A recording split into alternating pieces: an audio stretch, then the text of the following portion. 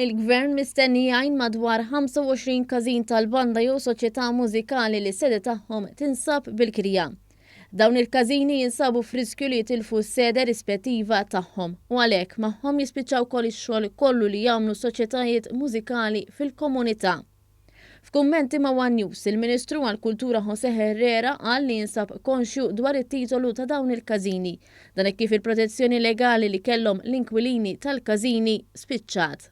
Il-Gvern huwa impenjat li jintervjeni u jintervjeni billi jixtri u jakkwista l-każini kollha biex imbagħad ikun jista' jgħin il-każini kumitati jibqgħu fil-każini.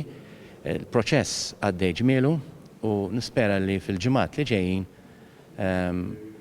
nkun f'pożizzjoni li nressaq quddiem il-Kabinet il-proposta tiegħi kif il-Gvern jista' jakkwista dawn il-każini.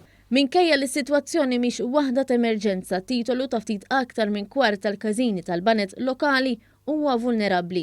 U għalhekk il-Gvern ser ikun qed jagħti l-assistenza tiegħu sabiex l-identità kulturali tal-festi Maltin tibqa' ħajja. Għax hekk jispiċċaw żgumbrati, tispiċċa l-kultura folkloristika tagħna tal-festi u jispiċċaw il-każini u bil-mod il-mod dawn id-drawiet jibdew jmutu. U dik żgur il-Gvern mhux se jippermetti li tiġri.